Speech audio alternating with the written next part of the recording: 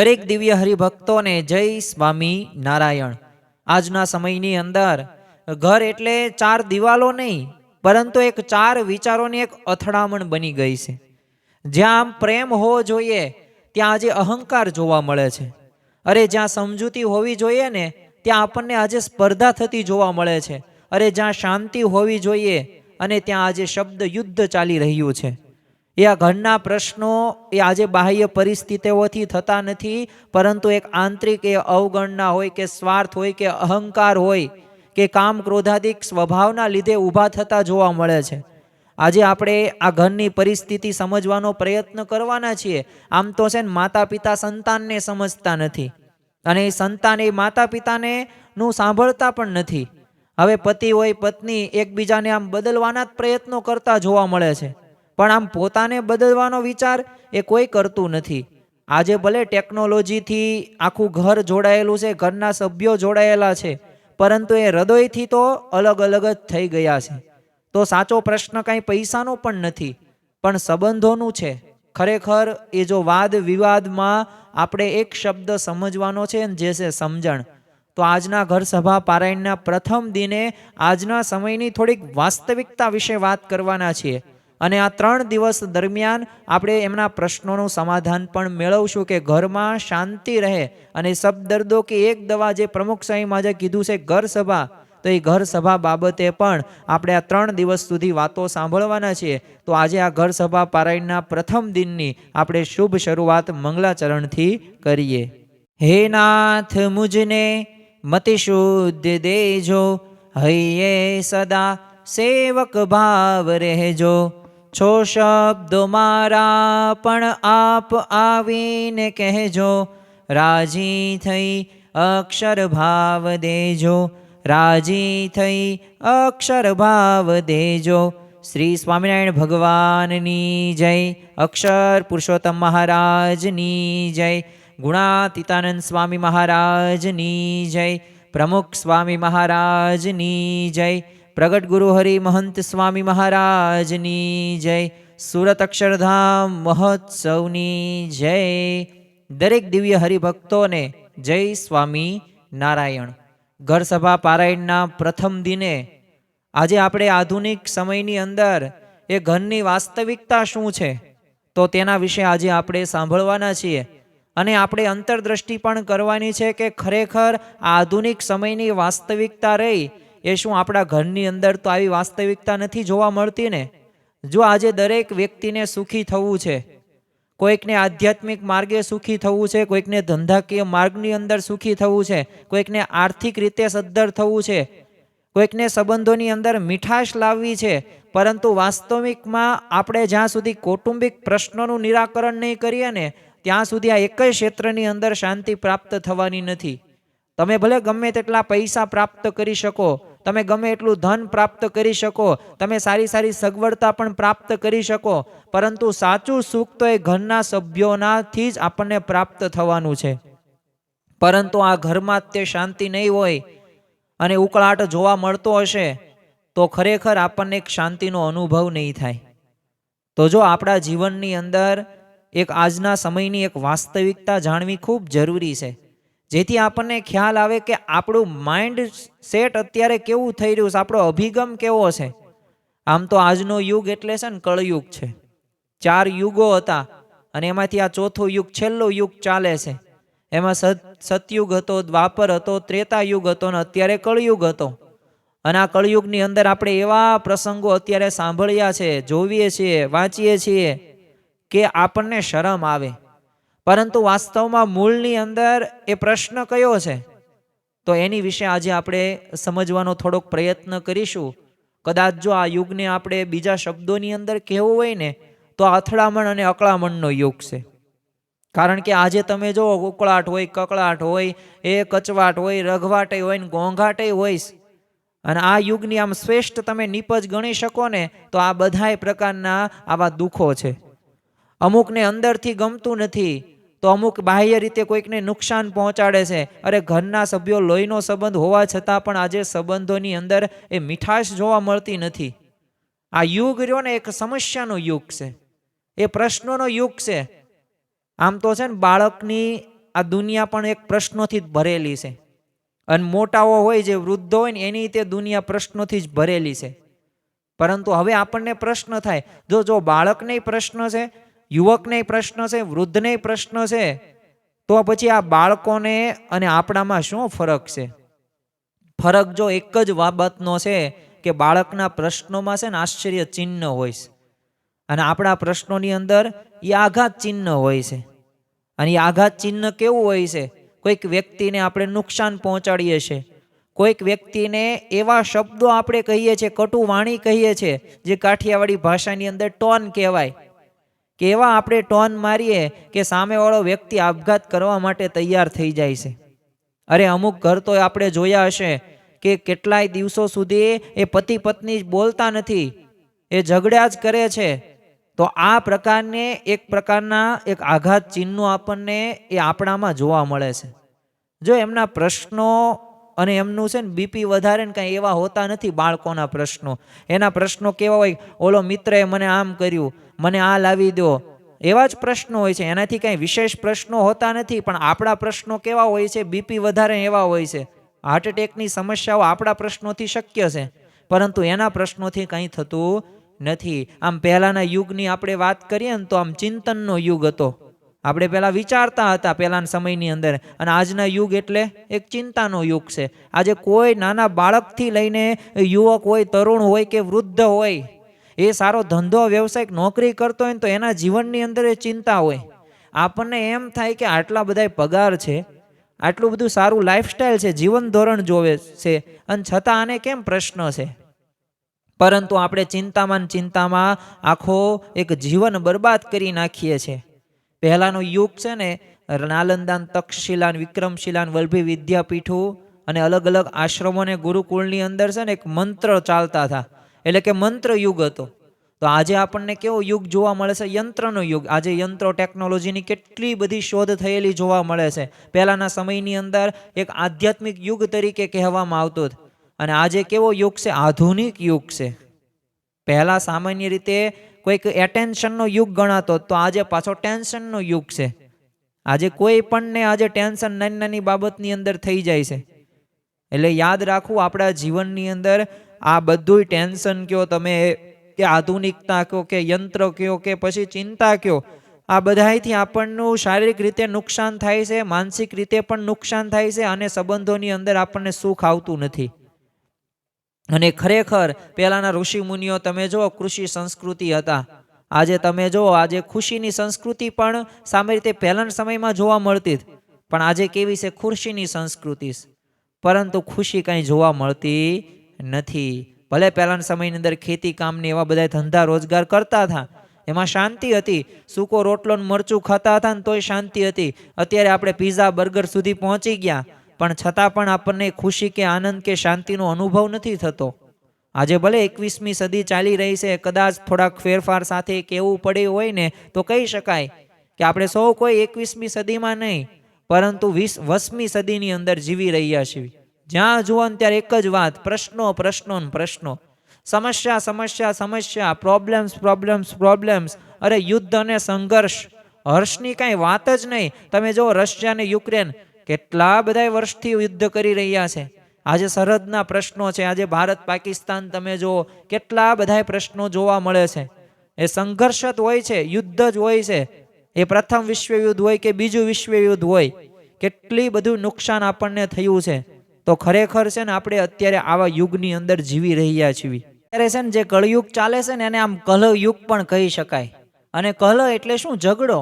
કલહ એટલે યુદ્ધ, અને એટલે જ આ યુદ્ધનો આ સામાન્ય રીતે યુગ કહેવાય છે. અને આ સમયની અંદર તમે જુઓ, 1914 થી 18 પ્રથમ વિશ્વયુદ્ધ, 1939 થી 1945 વચ્ચેનું એ બીજું વિશ્વયુદ્ધ, અને કેટલા છેલ્લા 75 વર્ષની અંદર એ વિવિધ દેશો વચ્ચે અંદરો અંદર કેવા ઝઘડાઓ થયેલા છે. એકબીજા દેશ વચ્ચે હોય, કે રાજ્ય વચ્ચે હોય, કે સમાજ વચ્ચે હોય, કે કુટુંબ વચ્ચે હોય, કે પછી એક બીજી વ્યક્તિ વચ્ચે પણ યુદ્ધો આજે થતા જોવા મળે છે. અને યાદ રાખવું, એ બે દેશ કે બે રાજ્ય કે બે જ્ઞાતિ આ વચ્ચેનું યુદ્ધ તો છે ને જાણે સમજ્યા, પરંતુ એક જ પરિવારની અંદર જ્યારે બે સભ્યો વચ્ચે યુદ્ધ હોય ને, ત્યારે આ નવાઈની વાત કહેવાય. કારણ કે વિચાર તો કરો કે લોહીના સંબંધો સાથે જોડાયેલા છીએ. ખબર જ છે કે આજ મારા પુત્ર વધુ છે, સાસુને સસરાને, પરંતુ છતાં પણ આપણે એની સાથે આપણે બાંધીએ છીએ, ઝઘડીએ છીએ. ખબર જ છે કે લોકની અંદર આપણે નિંદાને પાત્ર બનીશું, કોઈ આપણને એક્સેપ્ટ નહીં કરે સમાજ, અને આપણામાંથી પ્રેરણા શું લેશે? અરે આ બધાય સંસ્કારો છે ને ઘરના એ બાળકો ઉપર પણ પડે છે, પરંતુ આપણે સમજવાનો પ્રયત્ન નથી કરતા. એટલે આપણને એમના પ્રશ્નોની એક પરંપરા આપણા ઘરની અંદર સર્જાય છે. જો આ ઘર સભા પારાયણની અંદર 3 દિવસ દરમિયાન આપણે સંકલ્પ સાથે એવું સાંભળવાનું છે ને કે આપણા જીવનની અંદર અને આપણે ઘરની અંદર આપણે ઘર સભા શરૂઆત કરીએ.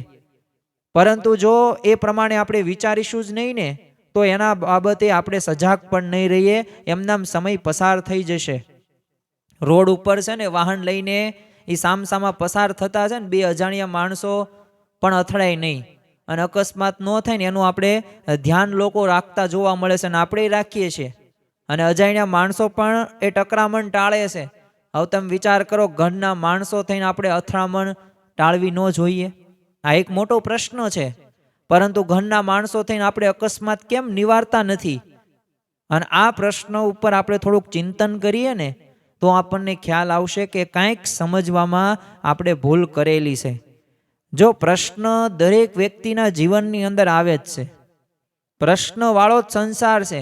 કારણ કે સંસાર છે સુખ દુઃખનો દરિયો, તેમાં તરી શકે કોઈક જ તરિયો.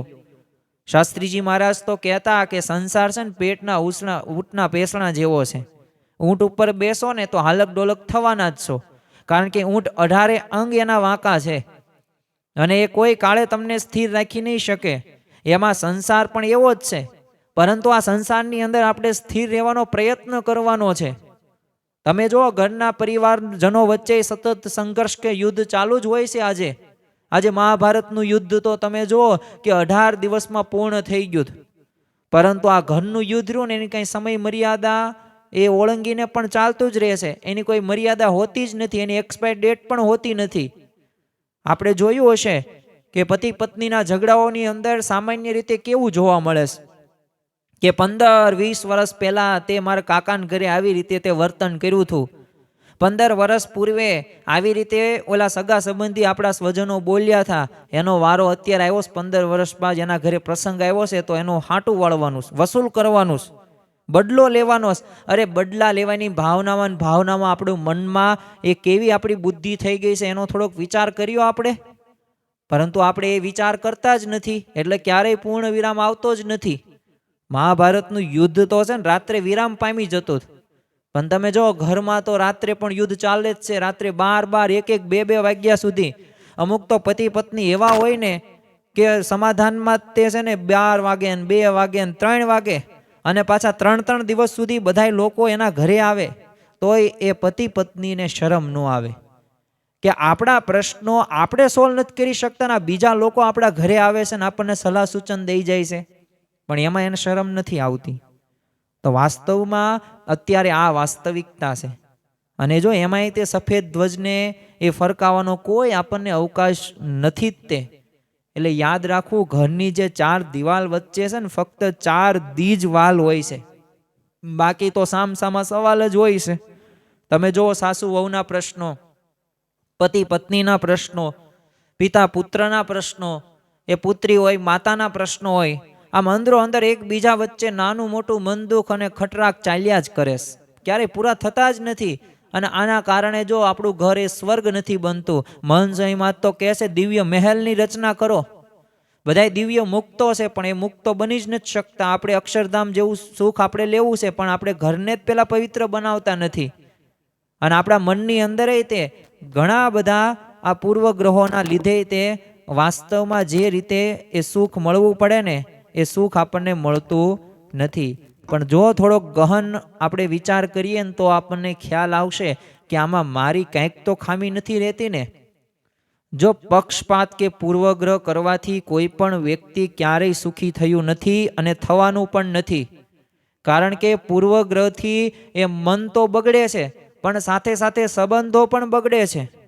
પ્રમુખ સ્વામી મહારાજને તે 1970ના દાયકાની અંદર જ તે હવે એક હરિભક્ત આપણા છે સનિષ્ઠ ધીરેન્દ્રભાઈ વીછી એક પ્રશ્ન પૂછેલો, કારણ એક એવું હતું કે પ્રમુખશાહી મહારાજ પાસે એક ટપાલો હતી, એની ઠપ્પીઓ હતી.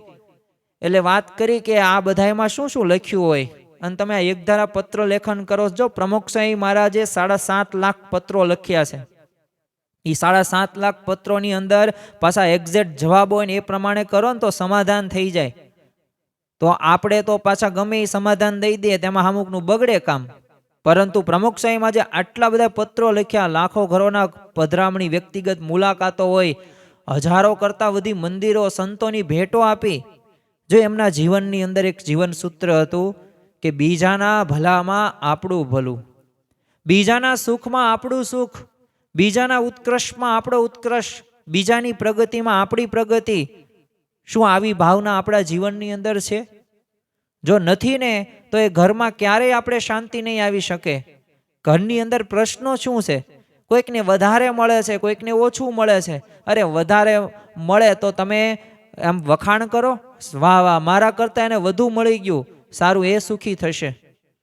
પરંતુ આવી ભાવના આપણે નથી રાખતા, એટલે જ તે પ્રશ્નોની પરંપરાની અંદર આપણે વૈયા જઈએ છીએ. ત્યારે પ્રમુખશાહીમાં જ્યાં ધીરેન્દ્રભાઈ વીછીને કીધું કે આમાં તો છે ને દીકરા કયું કરતા નથી, પિતા વ્યસન મુક્ત થતા નથી, કોર્ટમાં કેસ ચાલે છે, દીકરી માંદી છે, દીકરાનું સગપણ નથી થતું, મિલકતની વહેંચણીના ઝઘડા, આવા જ બધા પ્રશ્નો હોય છે. તો જો ત્યારે ધીરેન્દ્રભાઈ વીછીએ કીધું કે એના માટે કાંઈ ઉપાય ખરો, અમારે પત્ર જ લખવાનો પડે. ત્યારે સ્વામીશ્રીએ કીધું કે આનો ઉપાય તો છે પણ કોઈ ઉપયોગ કરતા નથી. એટલે ધીરેન્દ્રભાઈ વીછીએ પોતે વિચાર કર્યો કે આવો કયો ઉપાય તમે આપેલો છે.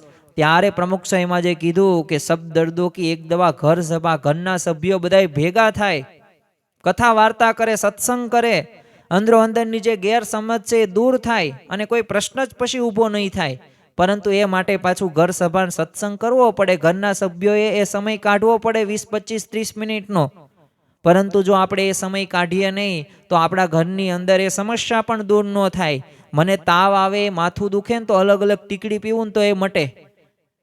પરંતુ અહીંયા પ્રમુખશાહી મહારાજે તો એક સબ દર્દો, તમે જે પ્રશ્ન થતો હોય ને એ પ્રશ્નોનું સમાધાન આપણને આપી દીધું. તો જો આનાથી મોટી વિશેષ સત્પુરુષની ભેટ કઈ હોઈ શકે? એટલે ખરેખર ઘરમાં છે ને દરેકના એક રેડિયા અલગ અલગ સ્ટેશન ઉપર વાગતા હોય છે. કોઈ રેડિયામાં ગીત વાગતું હોય તો કોઈકમાં પાછો વાર્તાલાપ હોય, કોઈકમાં સમાચાર ચાલુ હોય તો કોઈકમાં જાહેરાત વાગતી હોય. તો આમ દરેકના એ સ્ટેશન જુદા વાગે એટલે ઘોંઘાટ ને બસ બખડ જંતર સિવાય કશું નથી થતું ઘરની અંદર. પરંતુ દરેકનો રેડિયો એક જ સ્ટેશન ઉપર વાગતો હોય તો કેવા મધુર એક ગીતો સંભળાય છે, કેવી આમ એક સૂત્રતા જળવાય છે. જો યાદ રાખવું કે સુખી સંપથી જ થઈ શકીએ છીએ. જ્યાં સુધી આપણે ઘરની અંદર સંપ નહીં રાખીએ ને ત્યાં સુધી એ સુખ આવવાનું જ નથી. આપણને એવું લાગે કે હું સહન નહીં કરું, સામેવાળો કરે, પણ જો બધાયને સહન કરવાનું છે, એક સૂત્રતા બધાયને રાખવાની છે, તેનાથી આપણને સુખની પ્રાપ્તિ થશે. પરંતુ આજે કેવું છે, કૂતરું ખેંચે ગામ, ભણીને એ શિયાળ તાણે સીમ ભણી. અને આવી રીતે ઘરની પરિસ્થિતિ જોવા મળે છે. કારણ કે ઘરના સભ્યોની કેવી માનસિકતા છે, કેવો મિજાજ છે. તો એકે લખ્યું છે, જુદી જિંદગી છે મિજાજે મિજાજે, જુદી બંદગી છે નમાજે નમાજે, છે એક જ સમંદર થયું એટલે શું, જુદા છે મુસાફર જહાજે જહાજે. આવી અત્યારની જિંદગી આપણને જોવા મળે છે. એ તુંડે તુંડેર ભતીરવિનના સંસ્કૃતની આ યુક્તિ છે. અને ખરેખર એવું જ છે.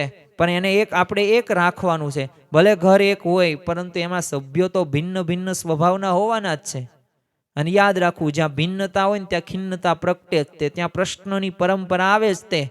અને જ્યાં જ્યાં નજર નાખીએ ને ત્યાં બધે જ આ પરિસ્થિતિ આપણને જોવા મળે છે. આપણા ઘરની નહીં, બધાય ઘરની. પણ હા, જ્યાં સત્સંગ છે, જ્યાં ઘર સભા છે અને જ્યાં સંપ છે ને ત્યાં પાછું આવું જોવા નથી મળતું.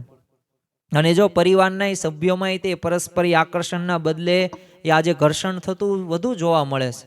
આજે ઘરમાં એ આનંદ હોવો પડે પણ એના જગ્યાએ સંઘર્ષ થતો જોવા મળે છે.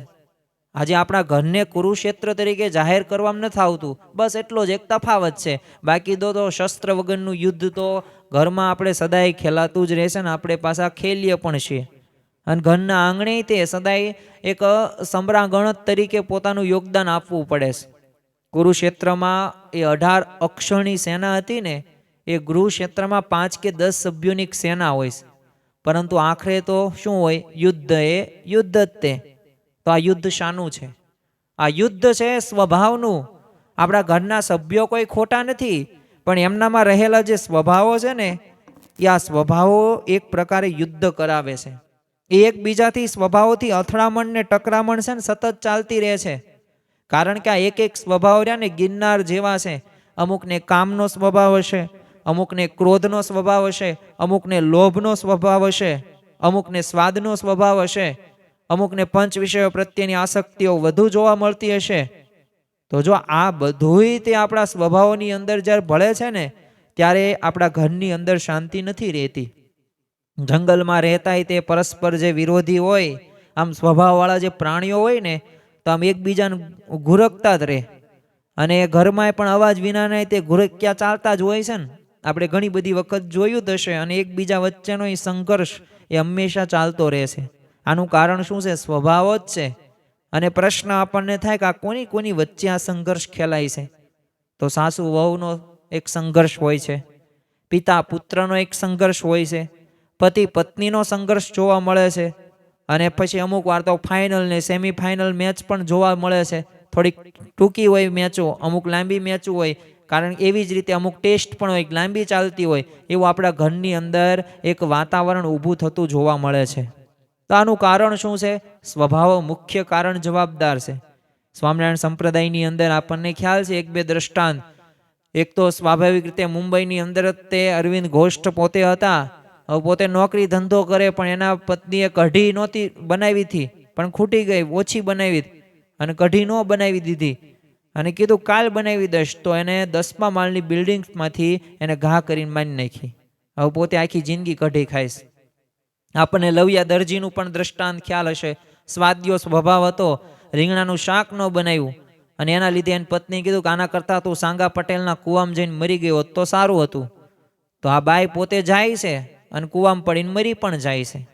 તો જો સ્વાદના લીધે પ્રશ્નો થાય છે, અમુક ક્રોધના લીધે પણ પ્રશ્નો થતા જોવા મળે છે. ઘરમાં બપોર જમવા બેઠા હોય અને કાંઈક મીઠું કે વધુ નખાઈ ગયું હોય, કાંઈક બોલવી કે આવડતું નથી, અથવા મીઠું ઓછું નખાય ને, હવે એના લીધે પતિ પત્નીના પ્રશ્નો થાય છે. અને બાળકો તો આમ સર્કસમાં કેમ જોવા ગયા હોય એમ તમારા ખેલ જોવે છે અને શીખે છે. પછી એ પરંપરા એના વારસાની અંદર આવે છે. પછી આપણને એમ લાગે કે આપણા છોકરા અને આપણી પુત્ર વધુ કેમ અંદરો અંદર આવા ઝઘડા કરે છે, પણ આપણે તે એક છે ને કૂવામાં હોય ને તો જ અવાડામાં આવે. એમ આપણે એવા વર્તન કર્યા હોય ને, એટલે આપણા પુત્રો અને પુત્રીઓ પણ એવું જ શીખે છે. ને એ સાસરે જાય ત્યાંથી કોઈક આવે તો એવી રીતે વર્તન કરતા જોવા મળે છે. આમ સાસુ વહુ રહ્યા ને એના બાબતે તો આમ કહેવાય ને કે જ્યારે ઉંદર અને બિલાડીને જોઈએ ને, એ સાસુ વહુની એવી પરિસ્થિતિ ઘરની અંદર જોવા મળે છે. અને એવું જ વાતાવરણ છે ને મોટા ભાગે જોવા ઘરની અંદર મળે છે. પણ જો એને સામે આપણે દ્રષ્ટાંત લઈએ, એ સમઢિયાળાના તે પાનબાઈ ગંગા સતી હતા. હવે આ ગંગા સતી ને પાનબાઈ કોણ?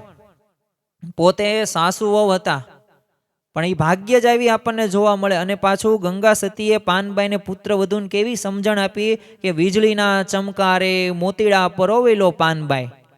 હવે આવો ઉપદેશ સાસુ પોતાની એ પુત્ર વધુને આપે, વહુને આપે, બહુ મોટી વાત કહેવાય. પણ આપણે આવો ઇતિહાસ કાંઈ જાણતા ન હોય. આવા વીજળીના ચમકાર એટલે અલ્પ એવું જીવન છે, એમાં તમે ભજન કરી લો, સત્સંગ કરી લો, મોતીડા પરોવો, ભગવાનમાં એ મન પોરવો, તો તમારું કલ્યાણ થશે. આવું સાસુએ ક્યારેય તે એ પોતાની પુત્ર વધુને ઉપદેશ આપ્યો? પણ વહુને પિયર યાદ ન આવે. જો આવું એમનું જીવન હતું. અને સાસુની દીકરી યાદ ન આવે. એવો પ્રેમ આ ગંગા સતીન પાનબાઈએ એ વચ્ચે પોતે સ્થપાયો હતો ને એમને સ્થાપ્યો હતો. આપણે પણ આવો સ્થાપવો જોઈએ. હવે ટ્રેન ટુ પાકિસ્તાન ના એક ખ્યાતનામ લેખક હતા હવે શ્રી ખુશવંતસિંહ. હવે પોતે એક છે નવું પુસ્તક એ લખ્યું, અને આ પુસ્તકનું નામ હતું ટૂથ, લવ એન્ડ લિટલ મેલાઇસ, એટલે સત્ય, પ્રેમ અને થોડીક ઘૃણા. અને આ પુસ્તકની અંદર છે ને એમને પોતે આમ નિહાળી હોય ને એવા ભારતના વડાપ્રધાન ઇન્દિરા ગાંધી એમના જે પુત્ર વધુ હતા મેનકા ગાંધી, હવે વચ્ચેના અંતરાયો હતા અને થોડીક વિસંવાદિતતાની વાતો એમને લખેલી હતી. હવે એક સામાન્ય માનવીના ઘર કરતાંય તે એવી કક્ષાની છે ને ઝઘડો એ ભારતના વડાપ્રધાનના ઘરમાં સાસુ વહુ વચ્ચે ચાલતો હતો. તો ખરેખર છે ને આપણા જીવનની અંદર ગમે તે સત્તા કે પદ કે પ્રતિષ્ઠા આપણે પ્રાપ્ત કરી નાખશું, પણ જ્યાં સુધી સ્વભાવ ઉપર આપણે કંટ્રોલ નહીં કરીએ ને ત્યાં સુધી બધુંય નકામું છે. જો બધુંય શિસ્ત હતી, જરૂર છે ઘરની અંદર શિસ્તતા, પણ સંસ્કાર નહોતા એટલે પ્રશ્નો થાય છે. આજે સંસ્કારની બહુ આવશ્યકતા છે. આજના સમયની અંદર થોડીક વાસ્તવિકતાની વાત કરીએ ને તો પ્રમુખ સ્વામી મહારાજ કહેતા કે જો તમે તમારા બાળકને સંસ્કાર નહીં આપો ને તો સંતતિ અને સંપત્તિ બંને ગુમાવવાનો વારો આવશે. ભલે તમે નોકરી ધંધો વ્યવસાય કરતા હોય ને તમારી પાસે પૈસા અબજો કરોડો હોય, પણ જો તમારા બાળકને તમે સંસ્કાર નહીં આપો ને તો એ બધુંય સાફ કરી નાખશે. આવેડાને ડાટા ઘાટે એવા બાળકો પછી થાય છે. એનું કારણ આપણે જ કંઈક જવાબદાર હોય છે, કારણ કે આપણે એ પ્રમાણે જાગૃત નથી હોતા. એટલે આનું એક ધ્યાન રાખવું. મહંત સ્વામી મહારાજ કહે છે કે મોબાઈલનો વિવેકથી ઉપયોગ કરવો. પ્રમુખ સ્વામી મહારાજ પણ કહેતા કે જો વિવેક ચૂકીએ ને તો ખરેખર એ અભિશાપ જ છે, એ શ્રાપ જ છે. કલ્લો દુનિયા મુઠ્ઠી મેં, પણ આપણે એના મુઠ્ઠીમાં થઈ ગયા છીએ, બંધનમાં આપણે આવી ગયા છીએ. અત્યારે આધુનિક સમયની અંદર આ સોશિયલ મીડિયા વધવાથી આપણા બાળકોની અંદર કેવા સંસ્કારો થાય છે એનું થોડુંક ધ્યાન રાખવું. એમાં આપણો બાળક એ સારું હોય ને એ નથી જોતો, એમાં એને મનોરંજન હોય, એવા બીભત્સતક ચિત્રો હોય, વિડીયો હોય એવું પણ જોવે છે. થોડીક આપણે જાણપણું રાખતા હોય ને, જાગતે રહો. જાગવાની જરૂર છે આજે દરેક વાલીઓને. અને દરેક વૃદ્ધોએ પણ પોતાને એક પવિત્ર ફરજ છે કે પોતાનો જે છોકરાનો છોકરો છે ને એને સારા સંસ્કારો આપવા, એના માટે કમર કસવી જોઈએ. ગાફલાઈથી કંઈ થશે નહીં. જો હું તમને આ પારાયણની અંદર જે વાતો કરું છું તો એ સાંભળવાથી કાંઈ પરિવર્તન નથી થઈ જવાનું, એ પણ એક યાદ રાખવું. પરંતુ આ શબ્દો કે વાક્યો આ પ્રમાણે આપણું જીવન જ્યારે ચરિતાર્થ થતું જોવા મળશે ને ત્યારે ખરેખર બાળકોની અંદર સંસ્કારો આવશે. આપણે સૌ કોઈએ આ 3 દિવસ દરમિયાન એક સંકલ્પ તો એટલો તો કરી શકીએ. જાજુ બધુંય તો આપણે યાદ નથી રાખી શકવાના અને કોઈને કંઈ પણ નથી શકવાના, પરંતુ આપણા બાળકને, આપણા સંતાનને એ ધીમે ધીમે આ સત્સંગના માર્ગે તો વાળી શકીએ ને. કારણ કે આ સત્સંગ રહ્યો ને એ ભગવાનનો છે, સંતનો છે. અને અહીંયા આપણે એવા સંતો પરમહંસો થઈ ગયા અને આપણને એવા ભગવાનની પ્રાપ્તિ થઈ છે કે જેના શબ્દો સાંભળીને એક જીવન પરિવર્તનો થયા છે. અને ખરેખર સત્યકામ જાબાલીન હતો. હવે જો પોતાના ગુરુ ઉપર એમને વિશ્વાસ હતો, શ્રદ્ધા હતી, તો વચન પ્રમાણે કર્યું ને તો એનું કાર્ય થયું. એમ આપણે ગુરુ સાથે જોડવાનો થોડોક પ્રયત્ન કરવો. એ બાળ સભા હોય, યુવક સભા હોય કે રવિ સભાની અંદર એ ધીમે ધીમે એને કહેવું. શરૂઆતની અંદર ના પાડશે પણ નાસીપાસ નથી થઈ જવાનું. એ સત્સંગની અંદર આવશે અને અમૂલ્ય એવો મળ્યો, મોટી વાત છે. આવો સત્સંગ મળવો એ જ મોટી એક મુખ્ય વાત છે. પરંતુ આપણે જ તે આવા સુખનો આનંદ લેતા હોય ને બીજાને ન આપીએ તો આપણે ખરેખર આપણી જે ફરજ આવે ને નિભાવતા નથી. તો આ બધી વાતો કરવી, અને જો કાંઈ ન થઈ શકે ને તો દરરોજ ખાલી 15-20 મિનિટ એ બધાએ સાથે બેસવું ને એક નવી નવી વાત તમારે એને કહેવું અને એમાં સમજાવવું. હવે આપણે કાંઈ એવા કાંઈ કથાકાર કે પ્રવચનકાર નથી બનવું, પરંતુ સારી રીતે એક વાત તો યાદ રાખીને કહી શકીએ. એનું એક મહાભારતનું રામાયણનો પ્રસંગ કહી શકીએ, કોઈક એવા ભક્ત રત્નોનો પ્રસંગ કહી શકીએ, મહંત સ્વામી મહારાજનું એક પ્રગટ ચરિત્રામૃત તમે કહી શકો, તો એક વચનામૃત તમે વાંચી શકો, સ્વામીની વાતો 1-2 વાંચીને તમે નિરૂપણ થોડુંક કરી શકો, જેવું આવડે એવું. કારણ કે ભગવાનના સંતોના શબ્દો છે અને આ શબ્દો અંતરની અંદર જ્યારે આ તમારો પુત્ર સાંભળશે, એનો પુત્ર સાંભળશે ને ત્યારે ખરેખર એક પ્રકારનો સત્સંગને જ્ઞાનનો એ પ્રગટ થશે, ઉદ્દીપ્ત થશે. અને જો સત્સંગમાં આવ્યા પછી તે આ ગજગ્રાહ અટકાતો નથી જ. તે સત્સંગમાં તે જો આપણને ખ્યાલ છે કે ઇતિહાસમાં આપણે સુપ્રસિદ્ધ એવી વાતો છે, એમાં તે મત્સ્યાના ફાયબા હતા. હવે પોતાના પુત્ર વધુ સાથે અણબનાવ થયો હતો. એવી મજબૂત આમ મડાગાંઠ પડી ગઈ ને કે શ્રીજી મહારાજ પણ છોડાવી ન શક્યા. હવે ભગવાન માનતા હતા, 32 વખત એમના ઘરે આવેલા શ્રીજી મહારાજ, પણ છતાં આખરે કુરાજી કર્યા અને ભોજન પડતું મૂકીને સંતોન પંગતમાંથી ઊભા કરી શ્રીજી મહારાજ મત્સ્યાન ગામનો ત્યાગ કરે છે. તો જો આવી રીતે ઘણી બધી વખત આપણા જીવનની અંદર માનના પ્રશ્નો આવે છે, હઠના પ્રશ્નો આવે છે, આવા સ્વભાવના પ્રશ્નો આવે છે, તો આપણે આ મત્સ્યના ફૈબા ઘોડે નથી કરવાનું. આવા સ્વભાવો રાખીશું ને તો ક્યારેય તે એક શાંતિનો અનુભવ આપણને નહીં થાય. જો આજે સાસુઓના સંઘર્ષમાં એ સાસુ જ દોષિત હોય એવું નથી હોતું. ક્યારેક એક યોદ્ધાથી યુદ્ધ ખેલાતું જ નથી. યોદ્ધા હોય ને બંને હોય, અને બંનેમાંથી એ સામાન્ય રીતે તલવાર હોય, બખ્તર હોય, બધાય પ્રકારના શસ્ત્રો એની પાસે બંને પાસે હોય છે. એટલે યાદ રાખવું, જેમ આપણને ભગવાને છે ને તાળી પાડવાનું કહે ને, જ્યારે ધૂનમાં તાળી પાડીએ તો ત્યારે બે હાથથી જ પડે, એક હાથથી ક્યારેય તાળી ન પડે. એમ ઝઘડા માટે સાસુ કે વહુ એ બંને જવાબદાર હોય જ છે. તમને એવું લાગતું હોય કે ના હું તો કંઈ જવાબદાર જ નથી, તો જો જવાબદાર ન હોય ને તો તમને એ પ્રશ્ન થયો જ ન હોય.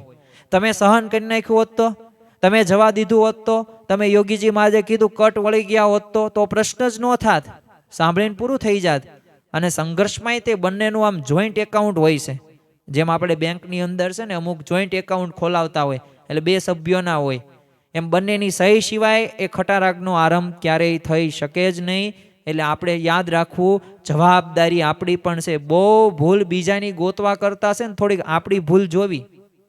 બહુ બીજાના અવગુણ દેખાય ને ત્યારે આપણે આપણી જાતનો પણ અવગુણ જોવો કે મારામાં આ અવગુણ છે, મારી પુત્ર વધુએ મને આવું કરવાનું કીધું, પણ શા માટે કીધું, એનો ભાવના શું છે. આપણે જો શબ્દો સાંભળીએ છીએ એની ભાવના નથી સાંભળતા, એટલે ઘણી બધી વખત પ્રશ્નો થતા જોવા મળે છે. બાકી કોઈ પણ વ્યક્તિ હોય ને ઘરના સભ્યો, એને કોઈને હેરાન કરવાનો ઉદ્દેશ નથી હોતો, અને હોય ને તો તમે સહન કરી નાખો ને એટલે એને આપોઆપ ભગવાન બુદ્ધિ એવી સુજાડે. જો ભગવાન સર્વ કરતા છે ને એ સમજણ આપણે દ્રઢ કરેલી નથી. તમારી પુત્ર વધુ છે તમને એવું કરે છે, પણ એ કોણ કરે છે? એ પુત્ર વધુ નથી કરતા, એ ભગવાન કરે છે. એ તમને કંઈક શીખવે છે, પણ જો આ સર્વ કરતા હરતાનો વિચાર જો તમે દ્રઢ કર્યો ન હોય ને તો આપણને પુત્ર વધુ જ વાંકમાં લાગે, અને એનો જ વાંક હોય ને એવું લાગે છે. એવી જ રીતે જો પતિ પત્નીનો તે સંઘર્ષ રહો એ આમ ઘરના વાતાવરણને સ્થિર થવા દેતો નથી. એક વિદ્યાર્થીને છે ને એક શિક્ષક હતા, હવે એ મોટામાં મોટી લડાઈ વિશે બોલવાનું કીધેલું, એટલે વિદ્યાર્થી મૂંગો બનીને ઊભો રહ્યો.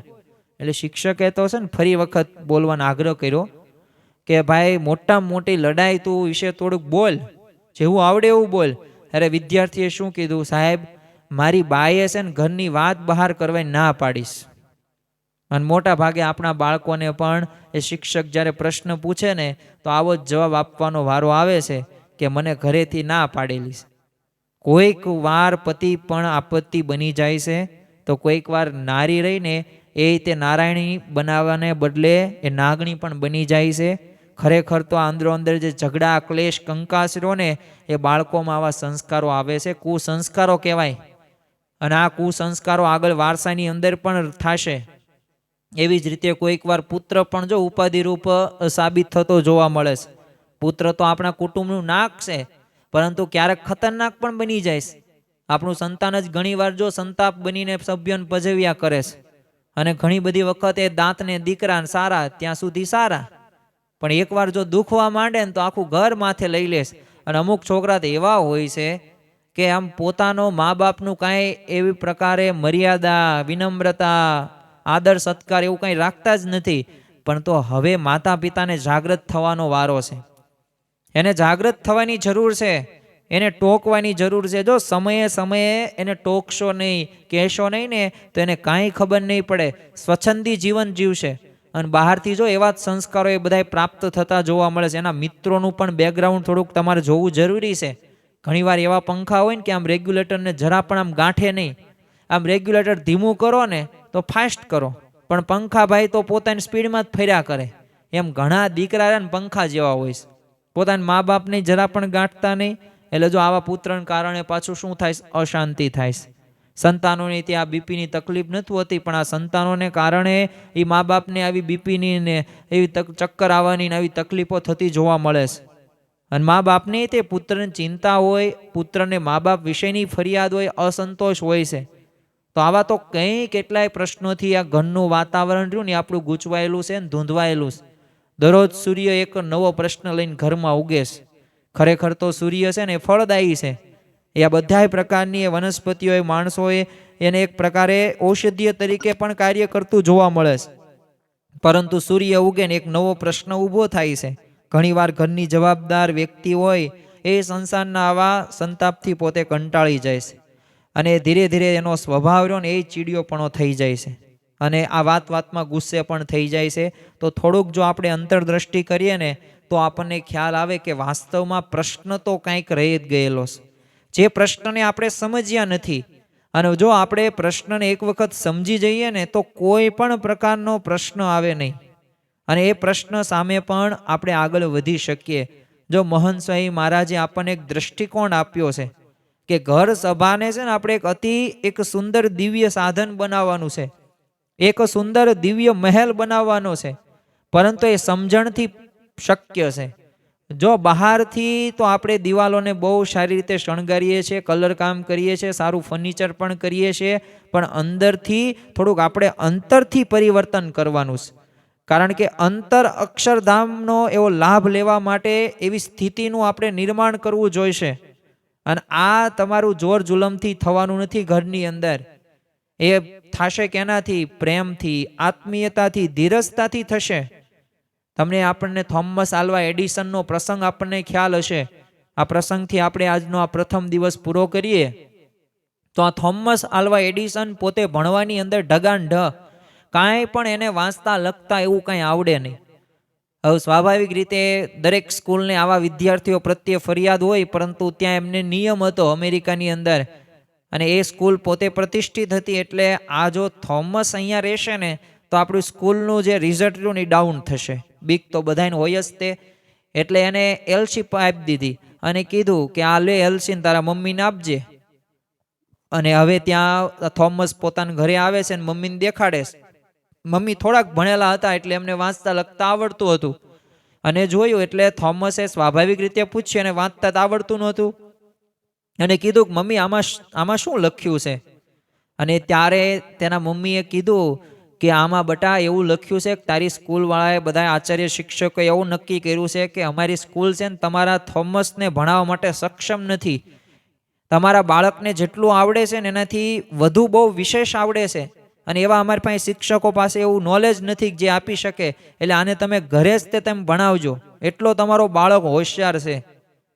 અને ત્યારે એ માતાએ નક્કી કર્યું. જો એક માતા નક્કી કરે ને તો અશક્ય કાર્ય પણ શક્યમાં પરિવર્તિત થાય ને. આ થોમસ આલ્વા એડિસનનું ઉદાહરણ આપણને ખ્યાલ આવે.